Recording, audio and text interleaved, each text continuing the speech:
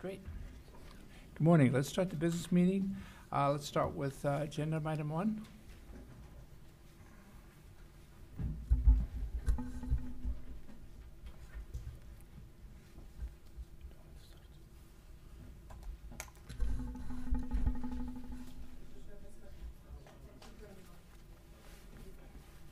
Can we start?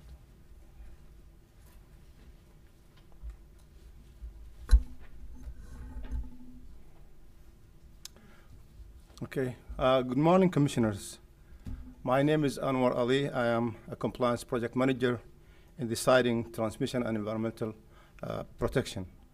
With me today is Kerry Willis, the Assistant Chief Counsel. Today, staff is seeking approval of a proposed facility closure plan and a request for license termination for Oakley Generating Station. The Oakley project was proposed as 624 megawatt national gas-fired combined cycle electrical generating facility. It was certified by the Energy Commission in May 2011. The project site is located in the city of Oakley in Contra Costa County in California on a parcel owned by the Chemours Company, formerly known as the DuPont Corporation. Limited construction occurred at the site between June and September 2011. However, the power plant was never built. Based on the staff analysis of the proposed facility, the staff determined the following. The facility closure plan and the request for license termination would not result in any significant impacts on environmental quality and public health and safety, and would be consistent with all applicable laws, ordinances, regulations, and standards as required by Conditional Certification, Compliance 11. The project owner has satisfied all the mitigation requirements for project's temporary and permanent impacts. The facility closure plan proposes to transfer the Oakley project site control to the Chemours Company, which means, in essence, the site control will be transferred back to the original owner of the site. The Chemours Company would take control of the Oakley site in as-is conditions with the existing features. On August 21, 2018, the California Energy Commission received one comment from Contra Costa County Flood Control and Water Conservation District. Staff acknowledges that the Contra Costa County Flood Control and Conservation District Water Conservation District is not the approving agency of the facility closure plan for the Oakley Generating Station. Furthermore, staff verified that all the existing stormwater drains facilities on site are working adequately, and they are in compliance with collect and convey requirements. With these findings in mind, staff recommends that the Energy Commission approve the facility closure plan and the request for license termination for Oakley Generating Station. I'm available to answer any question you might have. Thank you. Okay, thank you. Applicant? Akalati, representing Contra Costa Generating Station, LLC. Greg Lamberg, representing Contra Costa Generating Station, LLC. We have, this is the first time I'm here asking for a license, a closure plan, number one, and a license termination. So with a heavy heart, I ask for that, and we believe that staff has done a good job at evaluating this, and Mr. Lambert would like to say a few things before you vote. First of all, I'd like to thank the staff for a lot of hard work on this project. We started working on this project in 2007 as part of an RFO for PG&E. A lot of the staff that worked on the project is no longer here. We've been through 4 different compliance managers. We've seen changes at the commissioner level. Commissioner Douglas actually was our associate member. Commissioner Boyd was our presiding member, to turn back the clocks a little bit. Ms. Vaccaro had just joined the Energy Commission when she started working on this project. And so it's been about a decade since this project was first conceived and moved forward. Unfortunate set of circumstances. Like Scott, this is the first time I've been here asking for a license termination. I'm usually sitting in this chair asking for an approval, and that's been the case for over half a dozen projects here with the Energy Commission. But I want to thank staff for all the hard work that was done at all levels throughout this commission, and Anwar and his leadership for turning around this analysis on the closure plan very, very quickly. Because of our commercial arrangements with Chemours, we really needed a determination before the end of August. So Anwar and his team and Sean and his team really jumped through a lot of hoops for us in making that happen, and want to thank the commissioners for this special meeting today, so that this item could be addressed and we could complete our commercial arrangements with Chemours. Thank you. Thank you. Any other public comment, either in the room or on the phone? Commissioner Douglas. You know, I'll just briefly say I do remember this case and have sort of, you know, from time to time followed the trajectory of this power plant application, and you know, I think I want to thank staff for the thorough and quick job that they did, and just making sure that the closure conditions were clear and in place, and I certainly you know, it's important to us to be responsive and where feasible help you meet timelines that are important to you and to the next to the future of the site. And so with that, I certainly recommend this to the approval of my colleagues. I'll see if any of them have any comments. Doesn't look like it. So I'll move approval of item 1 here. Thank you. I'll second. All those in favor? Aye. This passes 4-0. Thank you. Thank you. For the record, Commissioner Hochschild is absent from today's meeting. Yes. I believe we're now on to item 2. Move the minutes. Actually, no. Courtney. So, Courtney, go ahead. yeah, so before you take action on item 2, I'd like to invite your attention to item number 10 of the proposed minutes. And there's a correction that we need to make. It's showing that Commissioner Scott seconded item 10 of the minutes, but in fact it was Commissioner Douglas. So we would like any approval of the minutes to just note that change and approve it with that change made. Now go ahead. All right, so noted. And with that change, I move approval of the minutes. Second. All those in favor? Aye. Aye. So again, the minutes are approved 4-0, with Commissioner Hochschild absent. So I think at this stage we're on to lead commissioner report. Commissioner Scott. Sure, just a quick update for you all since our last meeting. We have hosted in the Transportation Division a Manufacturing and Workforce Development Merit Review meeting, which was great. So we had an opportunity to talk with some of the folks that we have funded and ask them, you know, what's working well in their projects, what's not working so well, and what types of information can we bring back then to make our solicitations even more thoughtful and better, and continue to improve as we go along. And so that was great. A couple of the things that we learned within that were many of these are global businesses, and a lot of times it's sort of that last in time piece that would be really helpful to have on the manufacturing here in California versus all around the world, right, when you're trying to move a product pretty quickly. So that was pretty interesting to learn. And on the workforce training side, very interesting, especially with charging and how charging infrastructure is integrated in with buildings and other things, making sure that we have folks that can do all of the software work, a lot of the hardware work, and so there's a good set of workforce that can be developed there. And it was interesting to listen to the various companies that were there, because they're really sort of poaching the best workers from one another, and so we really do need to continue to build the workforce in that space.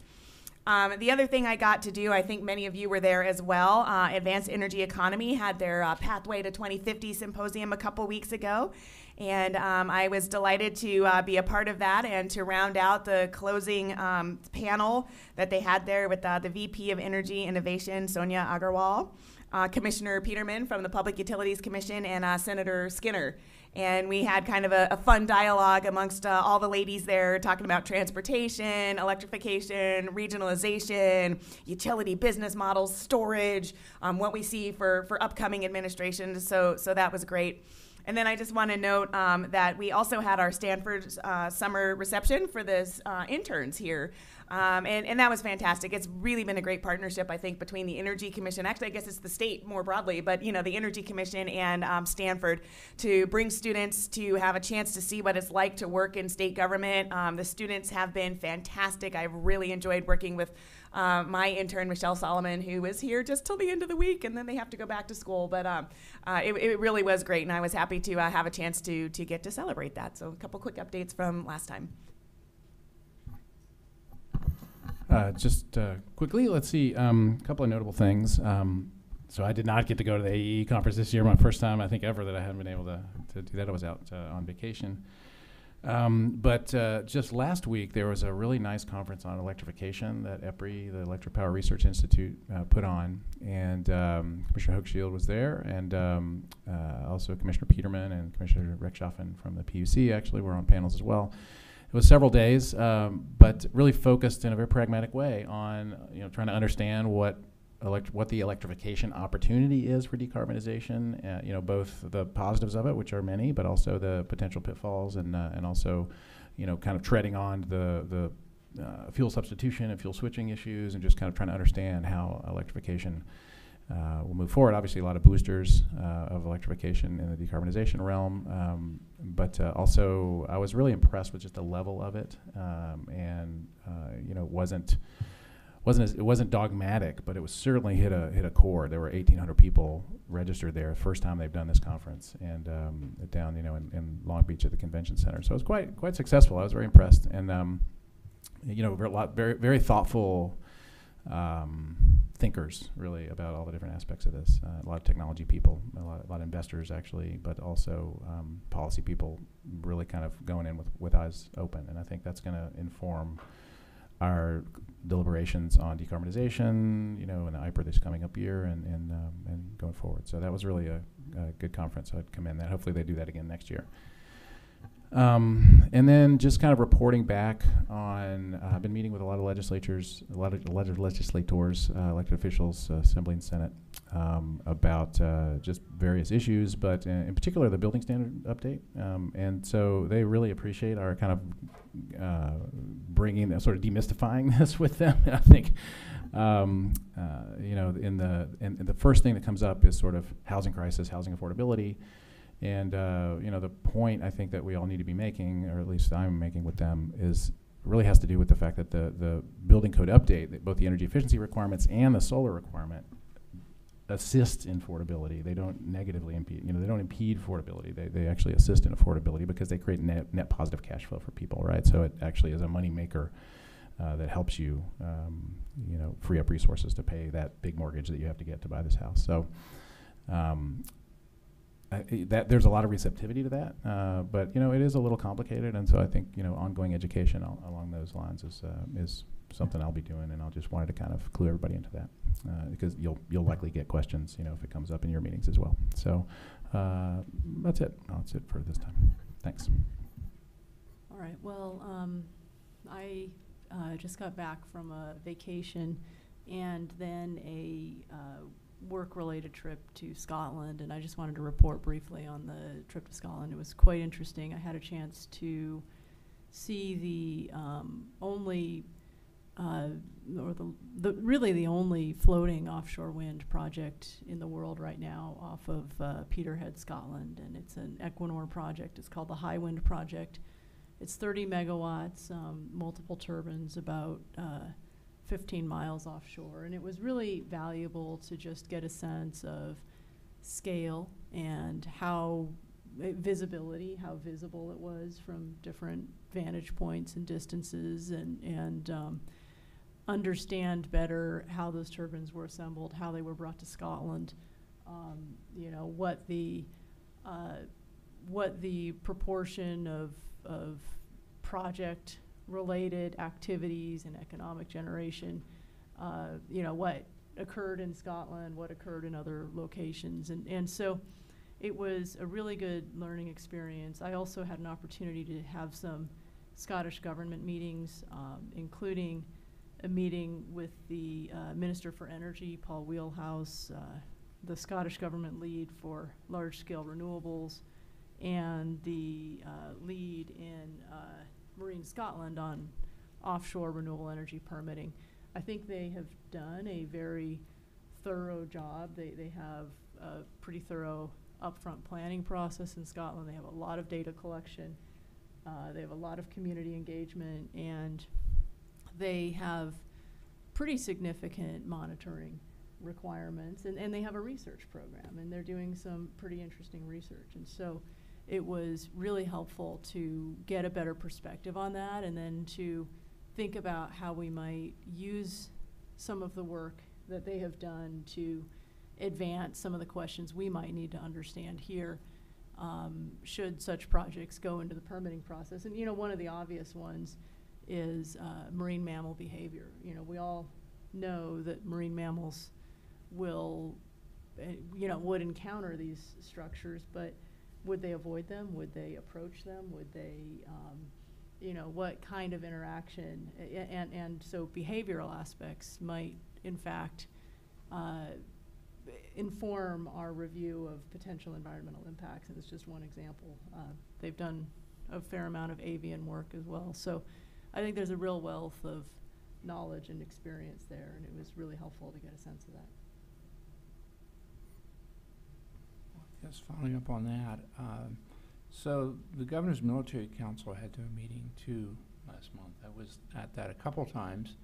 Obviously, offshore wind is a thing in the military's mind. That they have lots of concerns. I mean, there are a variety of issues. It was a chance for the commanders to share their concerns with Diana Dooley, myself, and ultimately the governor, and then to talk to the various base commanders on issues and answer questions. So that was a good event. This is probably the third annual, but certainly, large membership, very important to the military. I also went to the Disadvantaged Community Advisory Committee of the PUC and Energy Commission. It was a good workshop. We certainly follow up with Commissioner Scott later on some of the details, but it was a chance for that group to meet. I think this is the second. Actually, some of the members had gone through the equity indicators before, and this is a chance for the broader group to get a presentation on the equity indicators. Certainly a lot of interest there in that. And, this is the second meeting. There's going to be another one in Los Angeles in the fall, but certainly I think the group is starting to, the first meeting was set up, and now they're getting more serious about their interest. And then finally, yesterday was the rollout of the 4th climate change assessment. I've been very busy on that. It was featured at the local government committee group adaptation forum. So it's a perfect forum for that. We've gotten a lot of interest. We foreshadowed it with a National Academy of Science event in mid-August. That was also pretty interesting. The first day was on our study, and the second day was on what other states are doing, so the federal government has its sort of climate assessment since 1990. They are limited to impacts, nothing on mitigation or adaptation. But even just having the impacts meant that more driven by local universities, but it was quite interesting to hear Nebraska, Indiana, Montana, have done studies based upon the national studies and looked at the impacts of changing climate on their economies. But certainly, these go around the country in terms of that sort of analysis.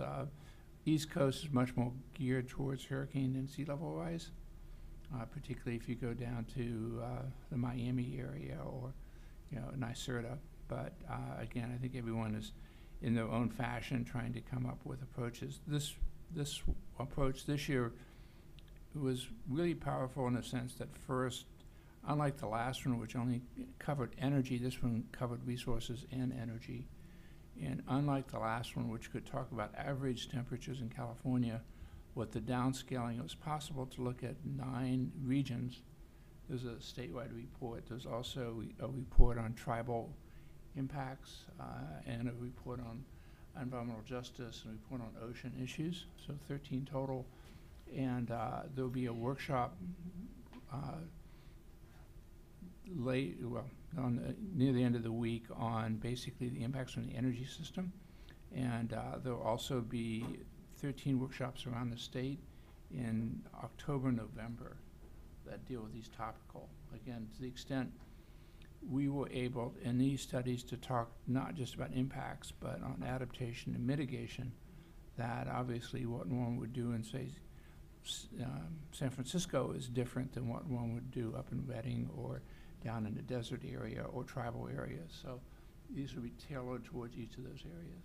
So certainly it's gotten a lot of attention.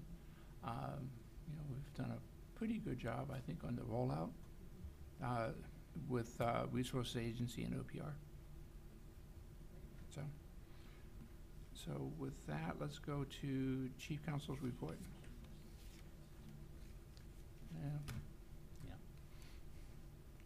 So, excuse me, I have no report out other than the fact that we will be going into a closed session today, but the chair will tee that up after we get through the next couple of items.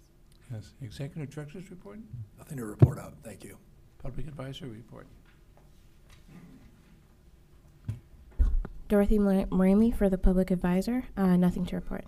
Okay. Any public comment? Okay, so following up on Courtney's comment, the commission will now go into closed session as specified in agenda items 4A7 and 4BI. Item 4A7 provides notice that the commission will adjourn to closed session with legal counsel pursuant to Government Code Section 11126E to discuss the following litigation to which the Energy Commission is a party: Rodriguez versus State of California Energy Resources Commission.